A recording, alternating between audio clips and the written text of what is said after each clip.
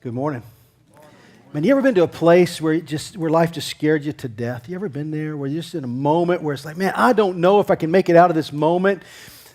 I don't know if you've ever been there, but I lived there a whole lot. And some messages that I share with you are messages for you, and some are for me. Today, this one's for me. I hope it happens to hit you too.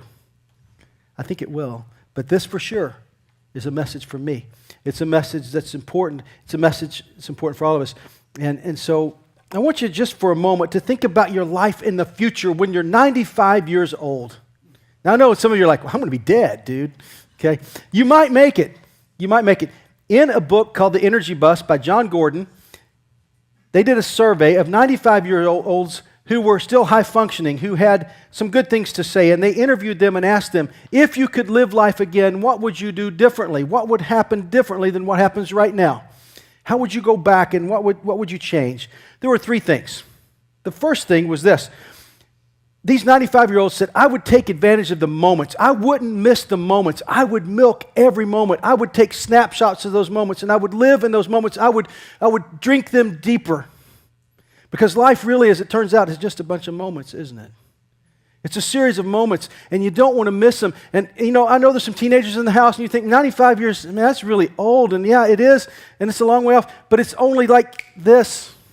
And so between now and then, you just got that much time. But if you're wise and you're young, and you live this way moving forward, you're going to be so glad you did. So I'm just going to tell you, milk the moments. Take advantage of every moment, because you only got a few. And those moments, man, you got to just drink them deep, and don't let them pass you by too quickly. Just stay in that moment and let it feed you and fuel you. So that's number one. Take advantage of the moments. They also, these 95-year-olds, they said that they would leave a legacy. That they would do something with their lives that leaves a legacy, something that matters. That at the end of the game, there will be something to show for what they've done, for who they've been, for who they've loved, for where they've gone, for how they've served. There would be something. There would be a legacy. And wouldn't you like to leave a legacy? I know I would. Hope you would too. I think most of us, inside of us, we hope that our lives matter and that there's something coming behind us, that there's a legacy behind us that matters. And then the third thing they said, that they would take more risks. That they would take more risks. They would step out in faith more, and they would do things that caused them to have fear, and they would let faith rule instead of fear rule. And they would move out in faith more. They would take more risks. And most of us, as we look back over life, we're not going to regret taking risks, but we will regret not taking those risks. Most of the time, when we look back, we say, man, I wish I would have. And that's a horrible place to live, is in the land of, I wish I would have. I wish I would have taken more risks. But these 95-year-olds give us a lot of wisdom, don't they? They help us, and they encourage us. So those three things, to leave a legacy, to milk the moments, to take more risks, I think are important for us to consider. And I got to tell you, you can't be a Christ follower without some risk-taking. Did you know that? You really can't follow him unless there's some risk involved. And today we're in this series called Follow the Follower. We're going to learn from Peter. We're going to learn from him again today. And I love to study Peter because Peter's so much like me. He messes up all the time. That's one. Okay, he gets his mouth in front of his body, and he writes checks with his ego that his body can't possibly cash. Happens all the time. I've done that too. How many guys in the house would admit that you write checks with your ego that your bodies can't cash? Okay. You know it's true. Guys, gals, whatever. It's true. We just sometimes say things that we really can't do. But I love the story of Peter. And what I want to do is I want to take you through a familiar passage, but I want to break it down just verse by verse with you today. It's found in Matthew 14. It will be in your sermon note cards. Obviously, if you have your Bibles, you can open to Matthew 14. It will also be on the screens. And I just want to go through this with you and take some time and really look at this passage and see what we can learn about fear, about walking on the water, about putting all the marbles on Jesus, about doing something big with their lives. So let's start here. Verse 22. Immediately, he made the disciples get into the boat and go before him into the other side while he dismissed the crowds. Now, we're talking about Jesus here. Let me set the stage for you. Jesus is teaching by the Sea of Galilee or Lake Gennesaret, depending on which version you read. Same place, but that lake is surrounded by high mountains. Now, what you need to know about mountains and lakes, when they're nearby, some strange things can happen with the weather. Because every 1,000 feet you go up in altitude in a mountain, the temperature drops about 3 degrees Fahrenheit. So if you're 4,000 degrees up, how much cooler is it at the top of the mountain? 12 degrees, right? Do a little math. And then imagine that it's been a hot day and Jesus has been teaching there at the lake. He's down at lake level. The sun's been heating the water all day. It's hot down on the lake. It's cooler on the mountains. When night starts to fall, the cold air starts sliding back down the mountain and colliding with the hot air. What happens when that happens? What goes on? It creates a what? A storm. And this lake is known for having huge, violent, sudden storms. It's common there. This is part of their weather pattern. And on this particular night, I believe that Jim Cantori would have been on the shore. And they would have been shooting, the Weather Channel would have been there, and he would have been blowing in the wind and saying, there's big storms coming, and the pattern's great, and everybody's showing the mountain weather and the lake weather and saying, when these collide, when this cold air hits this hot air and this storm's going, it would be one of those kinds of days. So that's the setup for this story. Jesus has finished teaching. He puts his 12 followers in a boat. The Jesus boat that's been excavated and uncovered in that region is about a 25-foot long boat. It will hold 15 people. So we know there's at least 12 on board. And this is the setup for the story. And then also you notice that Jesus dismissed the crowds. Unlike most preacher types, Jesus actually tended to send the crowds away. Most of us want them to come this way, but he's sending them the other way. This is Jesus all the time. He's always sending people away, but they still continue to follow him. Pretty cool. I like it. Verse 23, after he had dismissed the crowds, he went up on the mountain by himself to pray. Now, most of us like crowds. Most of us like to be with people. And the thing that scares us to death is to be alone, doesn't it? And when we're alone, we generate other noise. We put on headphones or put on our iPad, or we're looking up YouTube videos or whatever. We're doing something not to be alone when we're alone most of the time. But Jesus sends the crowds away, and he's alone. And he goes up on the mountain to pray. And that's pretty cool.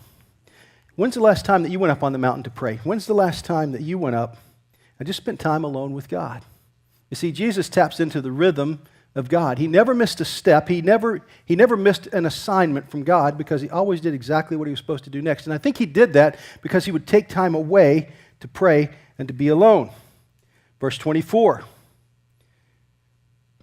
But the boat by this time was a long way from the land, beaten by the waves, so the wind was against them. Now, what we know from the other Gospels is that the boat was about 3 miles out in the middle of this lake. So they're right out in the middle of the lake. They're in the deep. And the waves are against the boat. The wind is blowing against them. Now, watch this. Who sent them out in the boat? Who? Jesus. Is not a trick question. Who sent them in the boat? Jesus. Go ahead and say it. Who sent them in the boat? This is audience participation. Who sent them in the boat? Jesus. You got to get this. You got to know this.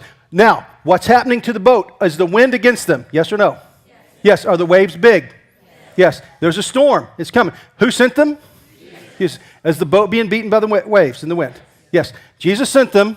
There's a boat. It's being beaten by the waves. Right?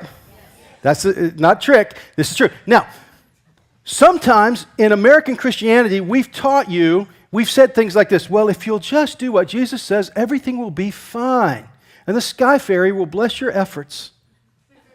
It's not true all the time. That this time Jesus puts them in the boat, sends them across the lake, and in the middle of the lake, in the deepest part of the lake perhaps, they are stuck in a storm. Jesus sent them in a boat into a storm. You understand? Sometimes in life, it's going to feel that way.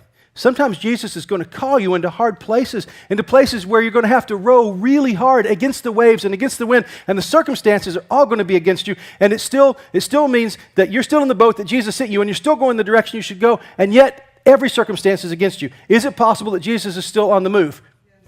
Yes. Right? Your circumstances don't dictate whether Jesus called or sent or not. It's not your circumstances. Jesus still sends. He still sometimes calls us into difficult places. He still sometimes allows us to be in a boat where there's going to be a storm, and it's going to feel like a little bitty boat on a big lake in a great big storm. And that's what this night felt like for these disciples. And in the fourth watch of the night, he came to them walking on the sea. In the fourth watch of the night. Now, this doesn't mean much to us. We don't know what that means. Let me set this up for you. There are 4 watches of the night in this point in history. The first watch starts at 6 p.m., the evening 6 p.m., and it goes for 3 hours. Each watch is 3 hours. So as you think about what time it might be in the 4th watch, what time could it be? Anywhere from 3 a.m. to 6 a.m. Now think about this. This is how I think it sets up, because this is just how God does stuff. I think Jesus probably put the disciples in the boat right at the beginning of the first watch, somewhere around 6 p.m. Still some daylight, sends them out on the lake. It shouldn't be that hard of a journey. Jesus goes to pray. Out on the middle of the lake, lightning begins to flare up, and here these disciples are headed. Jesus is still on the seashore. How long does it say that it took Jesus to finally get to that boat? It was the 4th watch. Now, this is how I think it probably went. Jesus probably sent them out at dusk. I believe it's real close to dawn. I believe it's nearly 6 a.m. And it's probably the darkest part of the night. The night when they've rowed all night long. They have been against the waves all night long. They're exhausted. They're tired. You ever been there? You ever been exhausted and tired from the fight you're in, from what's going on? Have you ever just felt beaten down by it? Well, these guys have to be tired and exhausted and about to give up and feel like, man, I just don't know if we can go anymore. It's how you feel about your life sometimes. It's how you feel about your job sometimes. It's how you feel about your marriage sometimes, isn't it? I don't think I can do this anymore. Sometimes it's how you feel about your church. You're like, this is too hard. I don't think I can do this. You need something. You got it. What are we going to do? How are we going to keep going on? I felt like Jesus called us to this, but this is hard. Man, don't you give up.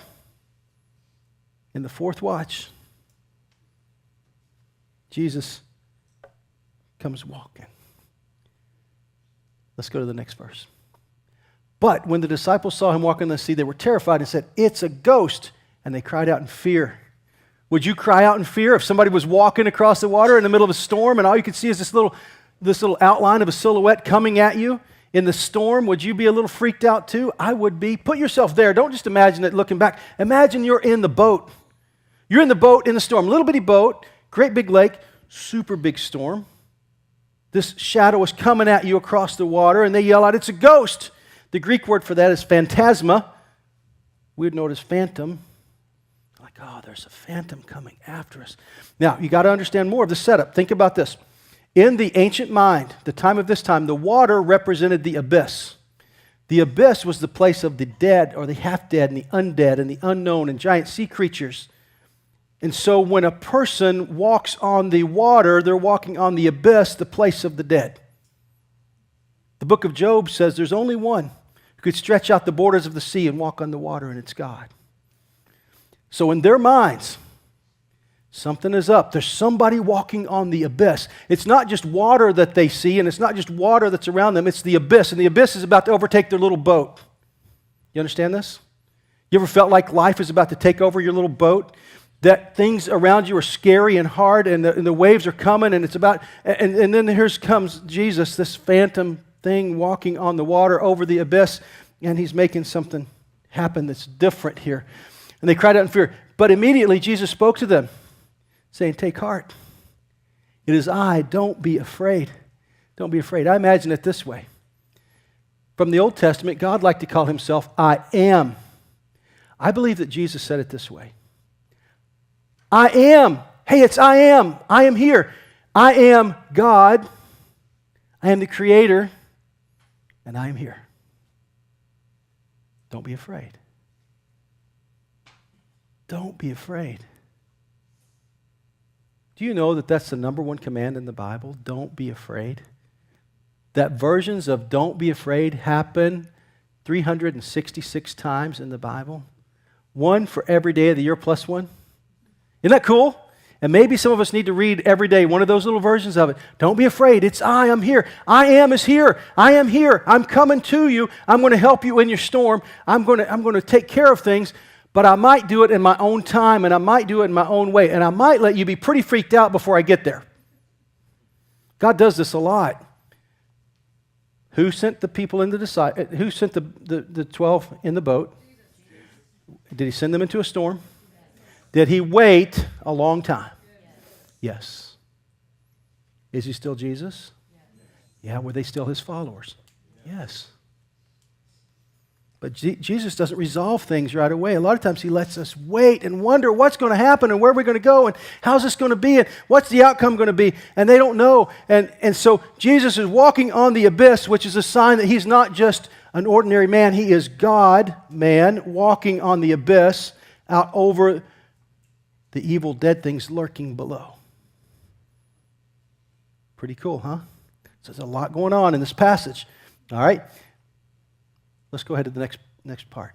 And Peter answered him, Lord, if it is you, command me to come to you on the water. He said, come. So Peter got out of the boat and walked on the water and came to Jesus. That's very cool, isn't it? Yeah? How many of you guys would like to do that? Man, I want to do that. I want to live life that way. You see, this is one of those things I love about Peter. Peter, probably before he thought too much about it, before he really calculated everything, said, oh, well, if it's really you, then call me and I'll come out there. That's not your ordinary thing. But what I like about Peter is he didn't let his testosterone just overdrive his brain totally. Close, but not totally. Because here's what he did. He said, listen, call me and I'll come. And so when we feel called to do something, it's a good thing to check with Jesus first. Would you call me? Are you calling me? Jesus, is that you? It's a really good thing to do. Because some of you are just adventure junkies. Some of you especially, and I'm just going to pick on the men, most of us tend to have such strong testosterone as to be so driven that a lot of times we jump out of the boat without confirming with anybody else, without even checking with Jesus, is that really you? So Peter slows down just enough in this time to say, is that you? If it's really you, then I want to get out there with you, and that would be really fun. That'd be really cool. And so he checks with Jesus. And I would say to you, if you feel called right now to do something magnificent with your life, just check. Just ask, Jesus, is that you? And if it is, then get on out of the boat. Peter gets out of the boat and he walks on the water. I know you know the rest of the story and you want me to get there quick. But watch this. Peter becomes a water walker. Did you get that? Peter becomes a water walker. You ever done that? I haven't. Not on physical water. But I tell you, right then, Peter begins to form a legacy and he begins to take in a moment and he begins to do something. He begins to take a risk. He overcomes risk lock, and he gets on with his life, and he steps out on the water, and I got to believe that for those moments, I don't know how long it was, for those moments, Peter's up on the water, and he's walking there, and it's got to feel amazing. It's got to be incredible. I'm up on the waves. Check this out, dudes. Hey, yo, look at this. And this has got to be fun. Man, it's better than slalom skiing. This is good stuff. He's up on the waves. He's walking on the water. He's doing something that, as far as we know, no other human had done except for Jesus himself. Isn't that cool? Man, that's how I want to live my life. Now, when Peter is 95, we don't think he made it that far, but if he was 95, would he have something to say to his grandkids? You know, this one time, Jesus made us get in this little bitty boat. There's a huge storm. And Jesus came out there and he's walking in the water. And I got out and I walked with him. And I'm sure as Peter, every time he told the story, I'm sure the story would get just a little bit bigger, a little bit better. Because when we walk on the water, it's pretty cool, huh? And some of you have had moments like that. But some of you never have. So let's go ahead. This is the part some of you want us to get to. Oh, by the way, I got to back up. I'm sure that if Peter had stopped long enough, hey, is it you, Jesus? Yeah, good, let's go. If he had turned to the other 11 and decided to have a committee meeting, can you imagine how that would have went? Well, you know, Peter, we're in really deep water. We're in the deepest part of the lake right here. And have you noticed there's this really big storm? And they would give him some readings about the barometric pressure and the temperature and the storm and what Jim Cantori said and the whole deal. And it would be all this madness that would come in. And if Peter had taken a vote at that moment, 11 out of 12 people would have told him, don't do that. That's stupid. You might fail. And guys, I got to tell you something. If you're going to move out in faith sometimes, if Jesus is calling, the committee around you most of the time is not going to vote in favor of following Jesus. They're just not. Most of the time they're going to say to you, well, you know what the air temperature is here, don't you? And you know what it is on the mountain, and you know the storm. They give you all the stuff and all the reasons it won't possibly work. Man, thanks for being masters of the obvious. Okay? The deal is, man, sometimes if Jesus calls, you just got to go. You got to do. You got to move. You got to rock. You got to roll. You got to get out of the boat. If he says to go, we got to go, right? Some of you are sitting in the boat right now, and you think you're safe in the boat. Here's the challenge. You've crafted your little boat. You got your safety net, and you've built it in, and you've designed it, and you've got all this stuff together. Little bitty boat, great big storm. Little bitty boat, great big storm. Over time, who's going to win? The storm. I'm telling you, you can't build a boat big enough to be secure enough to overcome every challenge you're going to face in life on your own. It just won't happen. So the illusion of risk and the illusion of safety, they're not real.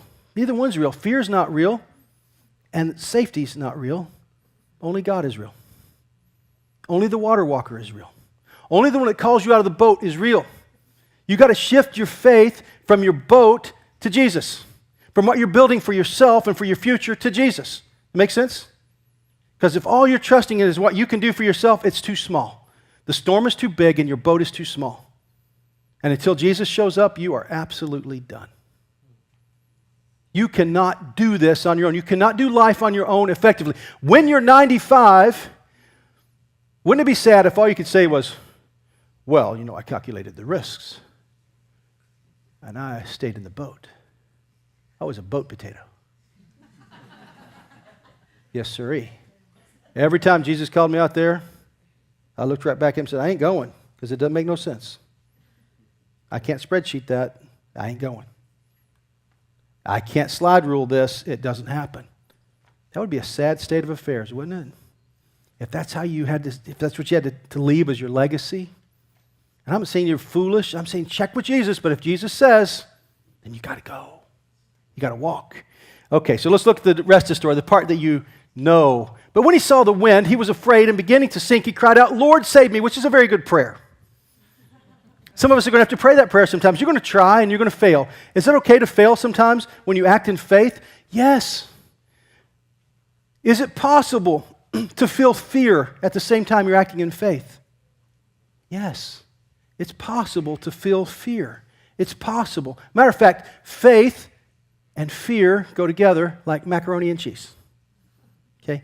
You can't have good macaroni with no cheese, right? You can't have faith without having an element of fear. You're going to feel fearful sometimes. It's going to be part of how it goes for you. That's how we are as humans. That's why Jesus tells them, don't fear, it's I am here. That's why it's recorded so many times in the Bible. We're a lot like sheep. We're fearful little animals. And we need to be reminded all the time, I'm here, I'm here, I'm here. Come on, I'm here, I got you, I'm here, I got you. And for just a few moments, while Peter is walking on the water, where is his focus? It's on Jesus. You see, your focus forecasts your future. Your focus forecasts your future. Where you focus is where you're going to go. And if you'll focus on Jesus, you can walk with him on the water and do what he's called you to do. If you focus on the circumstances of your life, you will sink under the waves of your circumstances. Every single time. So you're either going to be faith-filled and focused on Jesus, or you're going to be fear-filled and focused on circumstances. And if you stay focused on circumstances and focused on reality, you will sink under the realities of life. But if you will focus on Jesus, you can rise above the circumstances of life. And this is God's business, not your business. God can bring you above the circumstances. And God can bring you into a new space. And wouldn't that be cool? And wouldn't you like to have that be your legacy at 95? That you could tell your kids about the stories and your kids' about the stories of what Jesus did in your life. Wouldn't that be amazing? Well, I saw him do this, and then we got out and we walked on the water. Now listen to me. This is an important message. I'm preaching it to me, but I'm inviting you to hear it too. The best things in life for all of us who want to follow Jesus are ahead, but they will require more faith than we've ever had, which also means they will probably engender more fear than we've ever had too. Did you know that? To have faith is not to have the absence of fear. They go together. But it's to take action in spite of the fear. Not stupid risk, but God risk. Jesus risks. When he calls us, we go. So Peter shifts his focus from Jesus to the circumstance. And he begins to sink. He calls out, Jesus, save me. We all need to do that sometimes. But I would rather fail at being a water walker than succeed at being a boat potato. What about you? Would you rather be a boat potato and succeed or be a water walker and fail? See, at this point, Peter knows things about Jesus that nobody else in that boat knows. And would that be important later in Peter's life? Yes. He would need that faith and he would need that courage. He would need those moments. He would need to remember what happened on the water so that he could begin to lead the movement of the early church. Listen to me, Phos Community Church, listen to me. What we've seen God so far, what we've seen him do among us so far has been pretty incredible. But what's coming is even better. But it will require more faith. It will require us overcoming fear. It will require us to move out in faith and trust God more than we've ever trusted him. Wouldn't it be something if we became known as water walkers as a church? Wouldn't it be something if when people thought about this, oh yeah, those are the people that walk on the water. Those are the people where God does this amazing thing and where people get out of the boat and they trust him enough to go do whatever he asks them to do. Wouldn't that be something? That's how I hope it happens for us, that we become those kinds of people, that God calls us into being water walkers as a body so that he is lifted up. Let's watch what happens next. Jesus immediately reached out his hand and took hold of him, saying, "Oh, you of little faith, why did you doubt?" That's going to happen to us sometimes. You're going to doubt. And I imagine Peter said something like this, I trusted you, and I was looking at you, and it was really good, and I was on the water, it was so exciting, and I loved it, and then this huge wave, Jesus, it came between me and you, and I couldn't see you anymore, and then I forgot, and I looked at the waves, I looked at the wind, I started to sink, and I was scared.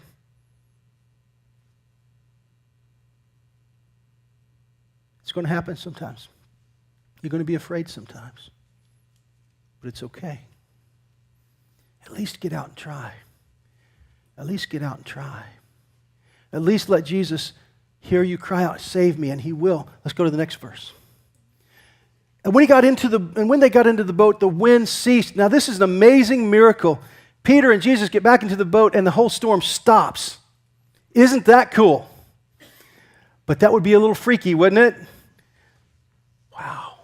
A more confirmation that this Jesus is no ordinary guy. This Jesus is God, the one who controls the storms, who knows where the wind is kept, who knows where the rain comes from, who's the creator, master of the universe. And he's showing again, I have power over the physical elements of the world. Pretty amazing. And those in the boat worshiped him, saying, "Truly, you are the Son of God." You see, if we're going to walk on water, it's not going to be for our own glory, it's going to be for the glory of God. So that people around us see that this God that we serve, this Jesus that we follow, is the master creator of the universe. And when Jesus is lifted up, he said, "I'll draw all people to myself." And Peter walked on the water that day, but it wasn't for his glory, it was for the glory of God. It was so that people around him would see that this is the God that we all need to serve. And it would be a great legacy for each one of us to be people that walk on the water for the glory of God. So that when that happens, people begin to worship him and see him for who he is. Wouldn't that be fantastic? Wouldn't that be a good legacy for your life and for my life? So that when you're 95, you can tell a story that looks something like this. There was this time in my life, and I was in this little bitty boat. There was this great big lake, and there was a huge storm. And then Jesus came, and he was walking on the water, and I was kind of afraid, but I wouldn't stay in the boat. I had to go out with Jesus, and I asked him, "Jesus, would you call me?" And he did, and I walked on the water. I walked on the water. You know what you want to tell your grandkids? You know what you want to tell them? Huh? Yes or no? Yeah. That's what we want to tell them. We want to tell them, "Yeah, I walked on the water. I did it. I did it." Let's pray.